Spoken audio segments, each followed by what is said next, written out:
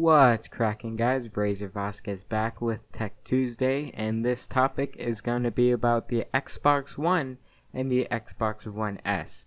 I'm going to go over the specifications and should you or should you not buy it, or should you not upgrade to it in case you already own an Xbox One. So we're basically going to go over the specifications, the usability, and then the price, which I do not have currently on me. So I just leave links down in the description for the original Xbox and then the Xbox One S, the cheapest models. That does affect some of the judgments there. So jumping in right to the Xbox One specifications, if you did not know, I'm going to fill you in right here. The CPU that the Xbox One runs off of is a custom 8-core or octa-core AMD custom CPU running at 1.75 gigahertz. It's an APU actually, but we'll get into a little bit of that. The GPU is a APU. It runs at 853 megahertz and has 768 shader cores, runs at 3.13 teraflops, and has 12 compute units. So if you don't know what compute unit is, it's basically AMD's kind of CUDA core, even though that's more their processing cores, but compute cores are almost like NVIDIA's CUDA cores, almost. Its RAM is 8 gigs of DDR3 running at 2133 megahertz, 2133 megahertz, which is PC DDR4 RAM, which is kind of weird, but they do say it's DDR3, it's actually DDR4 RAM if you're looking on PC specs. The storage is a 500 gigabyte storage device, non-removable. You can hook up a external storage device via USB 3.0. The bad thing about this storage device is it's 5400 RPM. A normal PC runs at 7200 RPM, so it can access data a bit faster. Loading times aren't going to be as high, things like that. You really see 5400 hard drives for things like surveillance or things that run non-stop, because they do run slower, they wear a lot slower, but they access data slower, obviously. And then for connectivity, it has 3 USB 3.0s, and then its own proprietary connections for the Connect, power supply, and then the HDMI port. I'm pretty sure it can run a DisplayPort TV or monitor if you hook up HDMI to DisplayPort, but those don't fare well. It's normally DisplayPort to HDMI. So if you are going to a DisplayPort TV, you are going to see some degradation there. With the One S, the main difference is really only the GPU. That's the main difference besides the size and then the power efficiency. So the Xbox One S has an 8-core AMD custom CPU running at the same 1.75 gigahertz. The only thing is the GPU now runs at 914 megahertz, which is a decent bump. But and now it runs at 1.4 teraflops instead of 1.31. It has the same everything, which I'm really disappointed about. I'd like to see a 2 gigahertz CPU, making things like snapping or multitasking a bit faster. Even though it has 8 cores already, you know, the 2 gigahertz will help with kind of the initial snap lag, as I like to call it, where either the game lags or the snapped app lags. Maybe this is handled a little bit better because it has the GPU boost.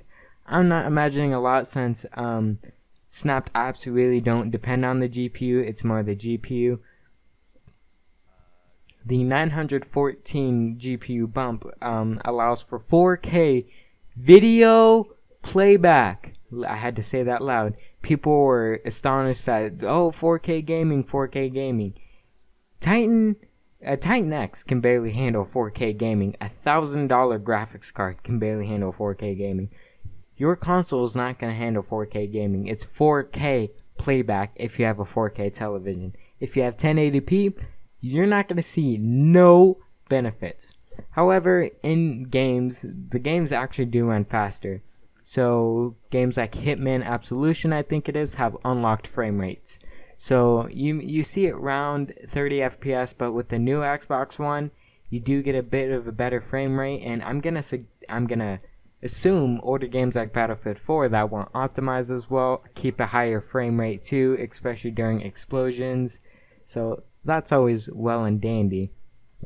The major difference is really the GPU, and the major difference besides the GPU, my bad, is the size. The size is 40% smaller. The main thing is it runs on more efficient architecture, which is impressive. They have crammed everything inside, so that's basically the big difference. Really not too much there. I was really mad to see that people were mad that the Xbox One S couldn't game at 4K or run games at a native 4K, which really brings out the console peasants, seeing that they don't know anything about PC specifications and how no APU will ever hit 4K within 2 or 3 years.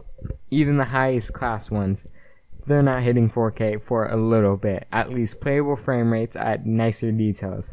So, should you get the Xbox One S? Yeah, I would actually pick it over the Xbox One if you don't have it. Should you upgrade it to it?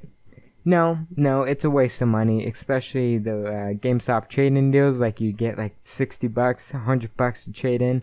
Not worth, because then you're gonna have to, re-download your account, re-download your games for a smaller console, which, I mean, if you're on your couch playing every day and you have everyone in your house and they do notice the Xbox, I guess. But if you don't own one, just go for this one. I'm really upset that they didn't improve a lot on it, except for the size.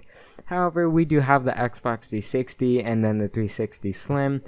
Nothing too bad there, but not too much change, They say 1080p games will upscale to 4K.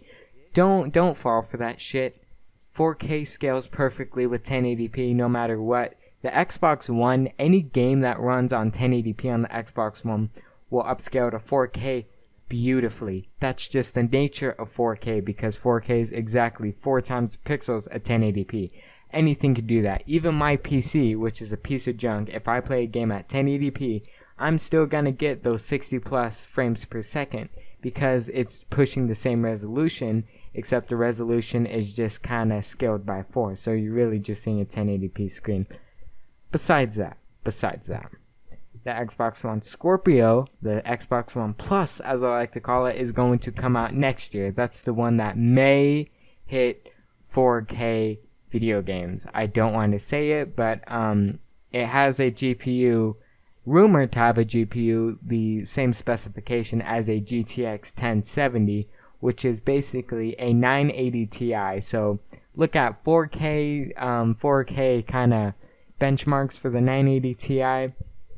They're normally going to run the games on high, so you're going to see like 40, 30 frames per second, but if they're bumped down to the consoles medium, low, medium, and sometimes high graphical fidelities, you're going to see that 60 frames per second. So if you're really hungry to see the Xbox One S's, or the Xbox One Project Scorpio, I should say, performance, just search up 980 Ti and 1070, and then subtract 10 frames from each benchmark. That's what you should be getting on that console. If you want to upgrade for the higher frame rates and graphics, do that. Don't upgrade to the 1S, because then you're just going to want to upgrade to the thing that has higher graphics. So if you're going to upgrade, wait till, I think it's next year November they're going to release it, but by the time that comes out, I think it's just, PCs are always going to be better. It's going to be the same quality of a mid-range gaming PC for, I'm going to guess, $600, $700 US dollars at least, which you can easily get just as much, if not a little bit more. For $600, $700, if you're getting high graphics or even ultra graphics at 1080p, then you know what? Yeah, the PC is going to have a hard time at that price range. Other than that, guys, I hope you enjoyed this kind of weird Tech Tuesday. I know I'm saying a lot. I do have scripts, not scripts, but notes to help me stop saying and then kind of having some awkward pauses throughout the video. I hope to see you guys next week on Tech Tuesday. I hope to see you next time on Tech Tuesday. So keep it cracking, and I'll see you next time.